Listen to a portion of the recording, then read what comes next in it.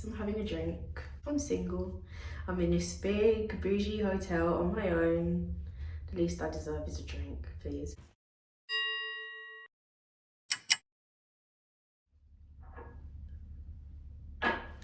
Hi and welcome to my channel. So in today's video, I'm going to be talking about the great moisturizer debate. So in skincare, there is a massive discussion around whether you actually need moisturizer or not. If you want to see this video and you want me to keep creating more content similar to this one, please subscribe, like or share or comment down below. YouTube can be really time consuming, especially while studying my masters and doing another course part-time and working, as well as many other things. So I really do appreciate when you watch my videos. If you want to keep seeing more content, then hi. So I assume many of you use moisturizers on your skin, but I'm going to tell you what the actual aim of moisturizers is. So the perceived aim of moisturiser is to prevent water loss to the stratum corneum, which is the outermost layer of the skin. Therefore, the skin is to be hydrated, nourished, and this is also to slow down premature aging and protect the skin from free radicals within the environment. So what actually is moisturiser? Moisturiser is often an oil and water emulsion. This protects the skin's barrier by nourishing, treating, and protecting and preserving. So is moisturiser actually needed? According to recent studies, as long as moisturiser is tailored to specific skin needs and functions, then this may actually be appropriate. So when I say skin needs and functions, I may talk about delayed, disabled functions within the skin, which may cause someone to have a condition such as dermatitis, for example. Often formulas to help treat conditions like dermatitis are moisturizers.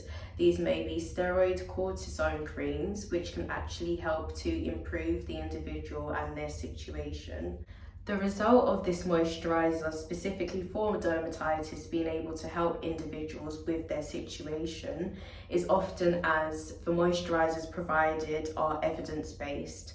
So scientific evidence of biological studies that go into moisturisers to help support people with dermatitis, the benefits tend to outweigh the risks, hence why they may use it for their situation.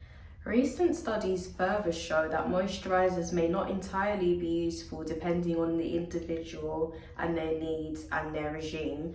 So going back to what I previously spoke about with dermatitis, someone with maybe what we'd call atypical skin, so someone who doesn't have such condition, someone who doesn't have maybe psoriasis, so maybe someone, I guess, using me as an example, my skin is what I guess you'd call normal, as in I don't have acne, I don't have any skin disease thus far.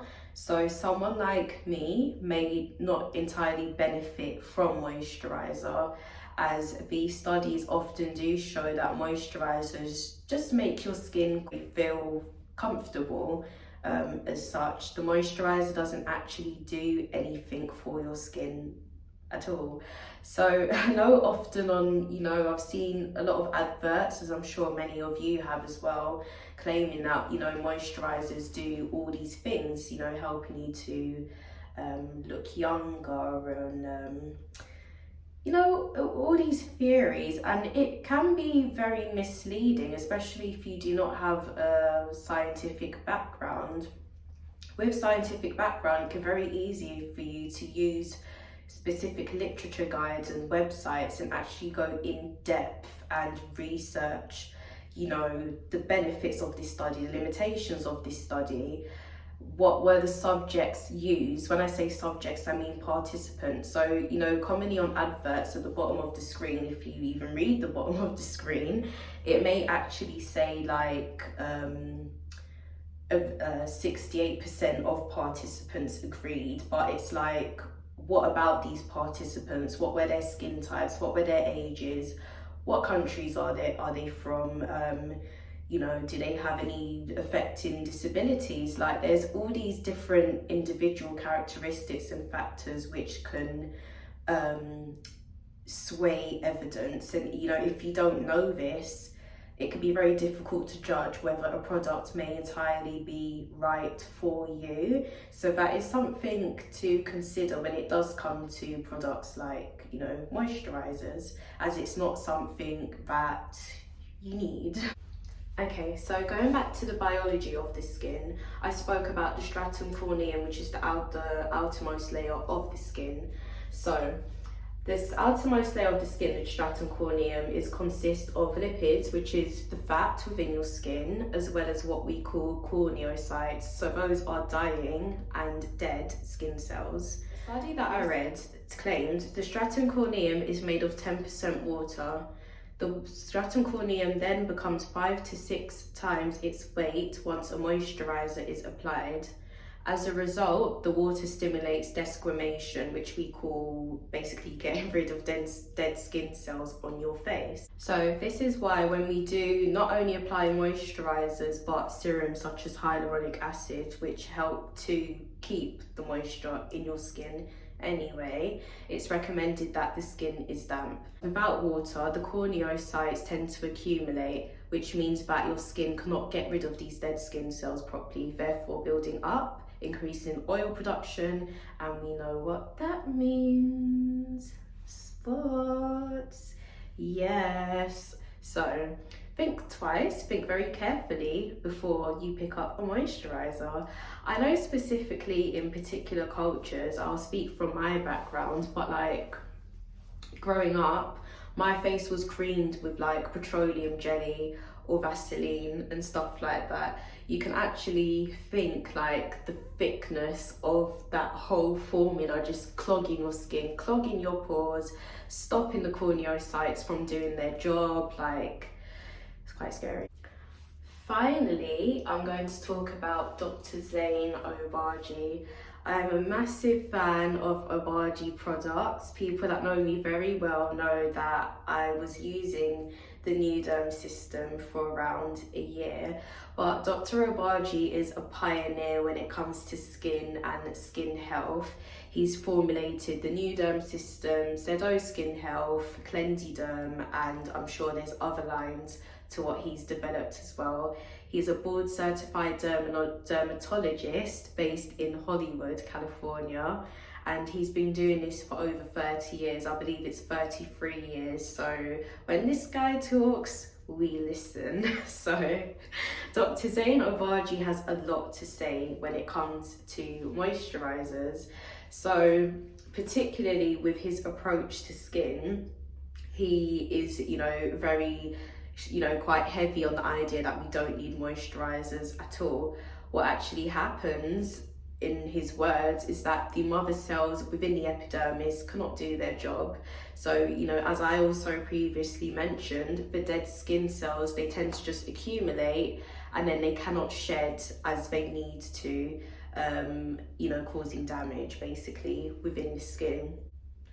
Dr. Obagi also says that the more you moisturize, the skin basically becomes lazy, in a nutshell. Your skin becomes lazy, so your skin actually stops moisturizing itself and becomes very reliant on you using product to apply to your skin so that, it can get the oil, that it needs.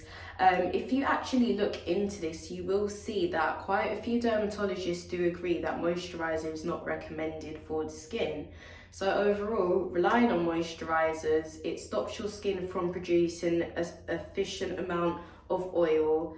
It can actually have impact on the aging process. Putting so much product onto your skin isn't the best thing. Your skin knows what to do to, make itself work like, I guess, like an organ within the body, you think of like the nervous system, the endocrine system. I mean, I'm going quite biology heavy, it's just come to mind, but your body knows what to do to make itself work and to protect itself. So when it comes to something like moisturizer, considering the fact that our skin produces oil anyway, it really is not a necessity. You don't need to break the bank to buy moisturizer. All moisturizer does is basically make your skin feel more comfortable. There's not enough research to suggest that moisturizer slows down the aging process. but there is evidence to suggest that by using moisturizer in turn, your skin will produce, basically too much oil. People with sensitive skin, people with oily skin, it's also claimed that by using moisturizers is what could have triggered these skin types in the first place. So that's something quite important, to consider. Me personally, if you've watched my previous videos, my get ready with me videos, my video where I'm going to bed and I prepare for aesthetic school, I don't use a moisturizer. When I started the Obagi New Derm, which was in 2018, I want to say, I think it was 2018, ever since using the system and seeing how amazing my skin looks afterwards, part of the system as well is not to use a moisturizer. I just didn't go back to it. Okay, so what I actually do use on my skin throughout the day and when doing my nighttime routine are these. So this is from Skinceuticals. I'm saying it correctly this time. This is the hydrating B5 mask. Oh, please work. Oh, there we go. Yeah. So this is the hydrating B5 mask. I apply this each night so that my skin can produce sufficient amount of oils throughout the night. So I use this at night time, and I'll be very honest with you, when my hyaluronic acid, like the pipette format, like this, runs out, I actually do use this during the day as well. So during the day I'm wearing a hyaluronic acid mask on my skin. The whole purpose of this is that it doesn't need to be rinsed off either. So it doesn't matter as such. You know how some people may use retinols during the day. I use this during the day if I've run out. So what I use during the day primarily is my hyaluronic acid intensifier, also by Skinceuticals. So it looks like this. It comes in a really cute purple bottle. So this is what I use. I used to use the B5 serum from Skinceuticals, but this is supposed to be a bit stronger. So I went up. And also, I'm just going to show you, this is from The Ordinary, and it's the B5 hyaluronic acid as well. So this is what I used to use. The Ordinary is quite cheap. So I believe this bottle was around maybe £7, I want to say. The Ordinary, it's quite good for what you get, and yeah, but I do prefer Skinceuticals when it comes to using antioxidant products such as C serums, E serums, hyaluronic acids, all that kind of stuff. I do like a Skinceuticals, and also because I'm more for like medical grade products as well, as the formulas tend to be much stronger, much better, and you get more bang for your buck. So yeah, I use Skinceuticals basically throughout the day, and I don't put a moisturizer on top because you don't need to. So if you take anything away from this video, basically save your money, and it's not a necessity unless you do have a skin disease or skin disorder that may be being monitored by a doctor as such, and you want to help to relieve the symptoms from that. So that's it. It's been quite a mouthful, a lot of literature, a lot of research. I will add the link for the research down below as well. There's no plagiarism. So yeah, thank you so much for watching this video. Please like, subscribe, share, and leave a comment down below, and I'll respond. Yeah, thank you for supporting me with this on my little skin journey and stuff. So yeah, thanks for watching. I'll see you next time. Bye bye.